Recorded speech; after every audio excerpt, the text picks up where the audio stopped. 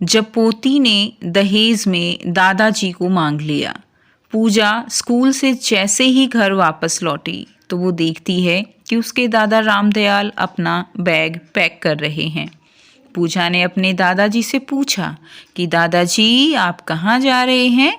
दादाजी ने बताया कि बेटी मैं गांव जा रहा हूँ और बहुत जल्द ही वापस आ जाऊँगा। लेकिन जब उसने अपने मम्मी पापा से सुना कि दादाजी गांव नहीं बल्कि वृद्धाश्रम जा रहे हैं तो पूजा अपने दादाजी के पास जाकर उनको जोर से पकड़ लेती है और ज़ोर ज़ोर से रोने लगती है। उसके दादाजी भी अपनी पोती को छोड़कर कहीं नहीं जाना चाहते थे, लेकिन वह चाहते थे कि उनके लिए उनके बेटे और बहू के आपसी रिश्ते खराब ना हों। रोज़ रोज़ के लड़ाई झगड़े से तंग आ गए थे। उन्होंने अपने आप को वृद्ध आश्रम में जाना है उचित समझा। रामदयाल जी के बेटे और बहू दोनों डॉक्टर थे। इस वजह से उनका ज़्यादातर टाइम घर से बाहर ही बीतता था और दोनों का टाइम टेबल भी अलग अलग होता था। दोनों अपने प्रोफेशन में इतने बिजी हो गए थे कि उनको अपने पिताजी की जिम्मेदारी अपने तरक्की में रोड़ा अटकने जैसी लगती थी। पूजा हर सप्ताह अपने दादाजी से मिलने वृद्धाश्रम जरूर जाती थी। पूजा के दादाजी को वृद्धाश्रम में रहते हुए 1 साल से भी ज़्यादा हो चुका था।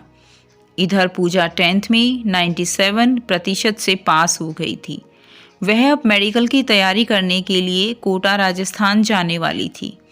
पूजा ने अपने माँ बाप से यह शर्त रखी कि वह कोटा तैयारी करने के लिए तभी जाएगी जब उसके साथ दादाजी भी जाएंगे।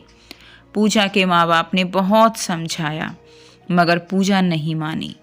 रमन और दिव्या को अपनी बेटी की जिद के आगे झुकना ही पड़ा। अब रामदयाल जी अपनी पोती के साथ कोटा में रहने लगे। पढ़ाई के साथ साथ पूजा अपने दादाजी का भी ख्याल रखती थी और रोजाना शाम को दादाजी के पैरों में मालिश जरूर करती थी। रामदयाल जी अपनी पोती को देखकर गर्व से भर जाते थे कि भगवान अगर किसी को बेटी दे तो पूजा जैसी। समय अपनी गति से चलता रहता है, वो भला किसके लिए रुकता है। और 5 साल कब बीत गए पता ही नहीं चला। अब पूजा डॉक्टर बन गई थी, लेकिन वह अपने दादाजी को अपने साथ ही रखती थी। पूजा दिल्ली के जिस हॉस्पिटल में डॉक्टर थी उसी हॉस्पिटल में दीपेश नाम का एक डॉक्टर था जो पूजा से बेहद प्यार करता था। एक दिन दीपेश ने पूजा से शादी के लिए बोला, लेकिन पूजा ने दीपेश से कहा अगर तुम मुझसे शादी करना चाहते हो तो तुम्हें मेरी एक शर्त स्वीकार करनी पड़ेगी। दीपेश ने कहा पूजा तुम अपनी शर्त तो बताओ। पूजा ने कहा दीपेश मैं अपने साथ अपने दादाजी को रखती हूँ और मैं चाहती हूँ कि शादी के बाद भी दादाजी हमारे साथ ही रहें। मैं इनसे अलग नहीं हो सकती हूँ। अगर तुम तैयार हो तो मैं तुमसे शादी करने के लिए तैयार हूँ। दीपेश ने कहा यह तो बहुत अच्छी बात है। इससे यह पता चलता है कि तुम्हारे मन में बुजुर्गों के प्रति कितनी श्रद्धा है। तुम्हारे जैसी लड़की को कौन लड़का नहीं अपनाना चाहेगा। फिर कुछ दिन के बाद दीपेश और पूजा की शादी हो गई। पूजा विदाई के समय अपने दादाजी को भी अपने गाड़ी में बिठाने लगी। तभी उसके पिताजी बोले बेटी तुम्हारे मन में दादाजी के प्रति इतना प्यार देखकर हमें भी एहसास हो गया है कि बुजुर्ग वो बोझ नहीं बल्कि एक आशीर्वाद की तरह होते हैं। पूजा की माँ भी आ चुकी थी।